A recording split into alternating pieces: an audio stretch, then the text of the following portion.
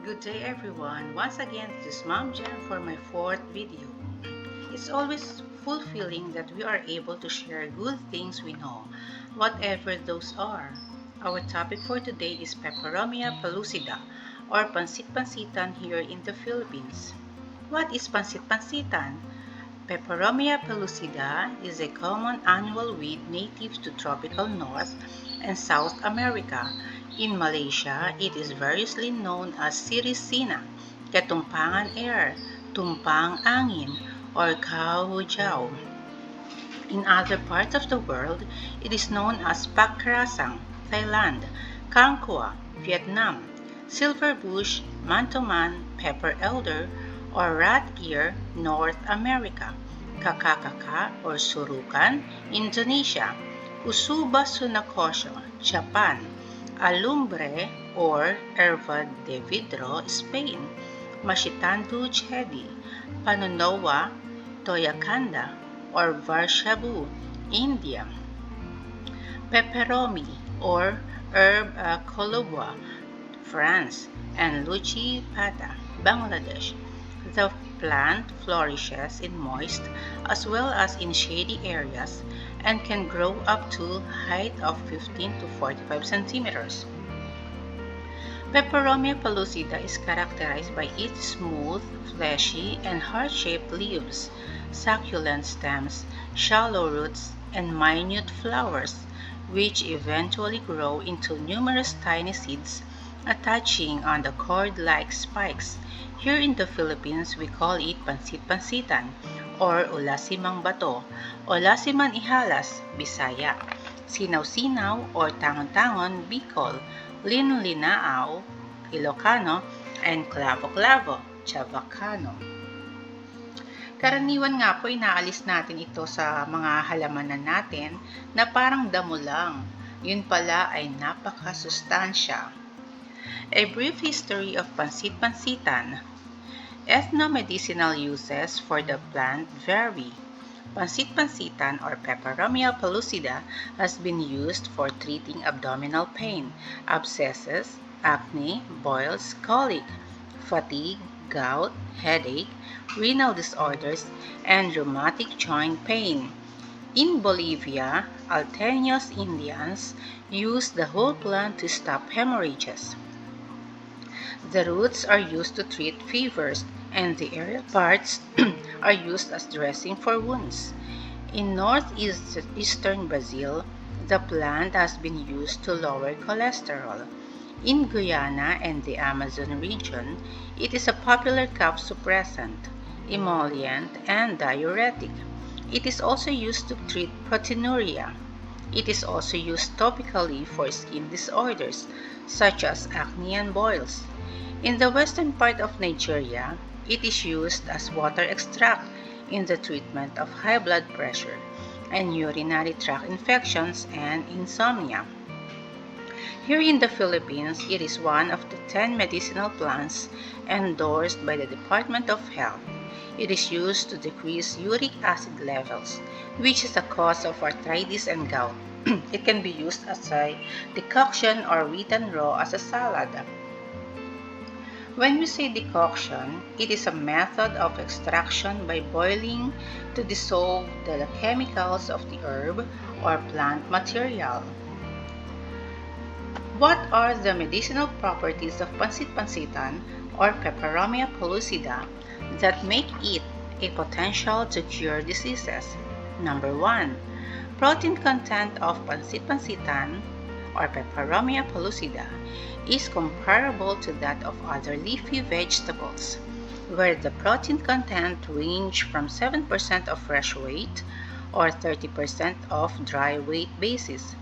The major components of Peperomia pellucida oil had been reported to be dilapiol and trans-carbophylline, where trans-carbophylline had previously exhibited anti-inflammatory action in mice. The caloric value of Peperomia pellucida could be an important source of energy. The carbohydrate level was the highest calorie contributor, as the total lipid and protein contents did not considerably affect the determination of energy produced. What is dilapio?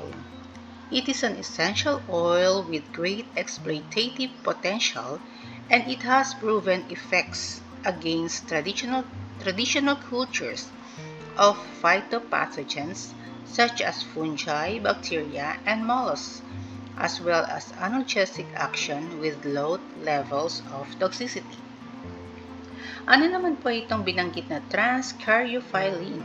It is a major component in the essential oils of various species of medicinal plants that carry a variety of benefits, including antibacterial, anti-inflammatory, antimicrobial, and antioxidant properties. Dito naman po tayo sa number 2 sa question natin na what are the medicinal properties of pansit-pansitan? Laboratory tests indicated a high content of minerals such as potassium, followed by calcium. The high content of potassium compared to sodium led to a very low sodium-potassium ratio, which is favorable from nutritional point of view, as diets with low sodium-potassium ratio are associated with low incidence of hypertension. Calcium was found to be the second most abundant mineral element present in this plant. Therefore, Peperomia pellucida can be considered an appropriate dietary source of calcium to maintain the biological role of nerve transmission, muscle contraction, glandular secretion, as well as mediating vascular contraction and vasodilation. Ayan po. Ang pansit-pansitan po pala ay good source of calcium. By the way, yung Na po ay chemical symbol for sodium, while K is for potassium. Dito naman po tayo sa number 3. Iron deficiency is a common nutritional problem affecting many people worldwide. Primarily, it occurs as a result of chronic bleeding, infections, inadequate intake of bioavailable iron, deficiencies of folic acid, vitamin A or vitamin B12, pregnancy, increased requirements throughout growing periods, and menstrual losses in women during reproductive age.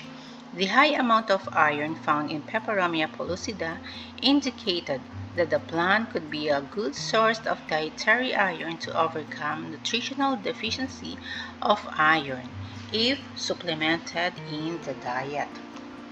Ayan po. Very interesting. Ang pansit-pansitan po pala ay rich din in iron. And iron is needed by mothers who have just given birth but not breastfeeding. Individuals who are still on their growth stage of life, and ladies who are menstruating. Dito naman po tayo sa number 4. Copper and zinc are the essential trace elements that are needed only in minute amounts by the human body for important biochemical functions. The levels of copper and zinc are closely interrelated. Zinc stimulates the synthesis of metallothionein. Metallothionein has a high affinity for copper, and it hinders copper systemic absorption within the intestinal cells. Excessive ratio of zinc to copper from dietary sources causes imbalance in their bioavailability and has been linked to increased risk of cardiovascular system disorders. The recommended zinc-copper ratio in human tissues is 4 to 6. Peperomia pellucida with its zinc-copper ratio of 4 represents a potential food source to counter copper-zinc imbalances. Ayan po, tamang-tama lang po pala ang ratio ng zinc to copper ng pansit-pansitan na kailangan naman ng katawan natin. Kasi po itong zinc, ito ang responsible para ma-stimulate niya ang production ng metallothionein, na ito naman ang nag-a-attract sa copper. Kailangan balance po itong metals na ito, which are the copper and zinc.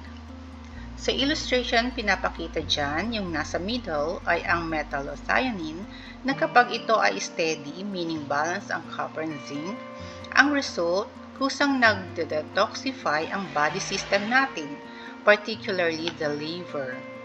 Steady rin ang regulation of metals. We are protected from oxidative stress and also protected din ang nervous system natin from injury and damage. Ayan po, sobrang nakaka-amaze po pala itong pansit-pansitan or Peperomia Pellucida. Pero syempre, we cannot escape from the fact that in every good thing, still we have to consider the somewhat bad side of these. Considerations. Contraindications. Patients with known hypersensitivity reactions to any of the components of the plant species should avoid use. Pregnancy or lactation, meaning breastfeeding, avoid use because of lack of clinical data. The plant species interferes with prostaglandin synthesis. Adverse reactions. The plant has a strong mustard-like odor and may cause asthma-like symptoms in patients with known hypersensitivity reactions to the plant species. Ayan po, buti na lang konti lang ang considerations compared to the benefits. Kumbaga, mas marami pa rin ang benefits. And now, the part in this video that I wholeheartedly share to you my recipes for pansit-pansitan. Ma'am Gem's recommendations on how best pansit-pansitan be served. Ayan po, number 1 ang ensaladang pansit-pansitan as appetizer. Adobong pusit with pansit-pansitan sa number 2 ang ating main menu. At ayan po ang aking assistant emoji na lumalabas lang kapag introduction at sa kainan. Ayan po, how to make ensaladang pansit-pansitan. Of course, pick healthy pansit-pansitan, remove the roots, soak in water with vinegar. Kasi po sa paraan na ito na maglalagay po tayo ng, ibababad natin ang pansit-pansitan sa vinegar, malilinis ng gusto. Ganyan din po ang gawa ko sa ibang vegetables. Ang ratio po ng vinegar to water is 1 to 10. 1 is to 10, I mean. Yung 1 part po ay vinegar, ang water po ay 10 parts. Prepare the rest of the ingredients. Since ito po ay ensalada, usually meron po talagang kamatis or tomatoes at meron din po ng varieties of pepper, onion, calamansi or lemon, at dahil ito po ay ensalada, naglalagay po ako ng sugar at konting salt. Ayan, mix all in a bowl, preferably with cover. Tapos, covera na po, ilagay sa fridge for at least 1 hour before mealtime. Ayan, dito naman po tayo. How to cook adobong pusit with pansit-pansitan. Okay, number 1, prepare the ingredients. Yung hiniwa po na pusit. Nilinisan at hiniwa-hiwa. Then, yung spices po natin, meron po akong bay leaf, may garlic, meron po akong star anise, peppercorn, nilalagyan ko rin po ng moringa powder, kamatis at onion. Ayan po, i-fry muna po natin ng konti ang ating squid sa butter at maraming ground pepper, particularly po yung black pepper. Ayan po. Tapos after that, i-set aside po natin yung na-fry natin na pusit. Tapos from the oil na naiwan po doon, isotay naman po natin yung spices. Tapos maya-maya po, ilagay na natin yung pansit-pansitan. Dahil sa paraan po na to, medyo mawawala po yung sobrang dahon na lasa ng pansit-pansitan. Ayan po, i-combine na po ang lahat ng ingredients. Magtimpla na po tayo. Lagyan natin ng soy sauce and vinegar or kung gusto po ninyo ay lemon juice. Ayan po, coveran po natin yung casserole and let's simmer for 20 minutes. Ayan po, it's done na. Serve while hot. Ayan, kakain na po ang ating emoji. Lagi po siyang gutom. Kaya medyo payat siya, no? Ayan po, kahit walang kanin, kaya niya yang kainin. Okay po. Sana po may natutunan naman po tayo sa video na ito and I hope na nakasubscribe na po tayong lahat. And please hit the button for like and share. Kasi po para ma-share naman natin sa loved ones natin na para maka-benefit naman din po sila. Ayan po. Once again po, this is Mom Gem saying a human body fixes itself with nature. Thank you so much for watching and always keep safe. Bye-bye!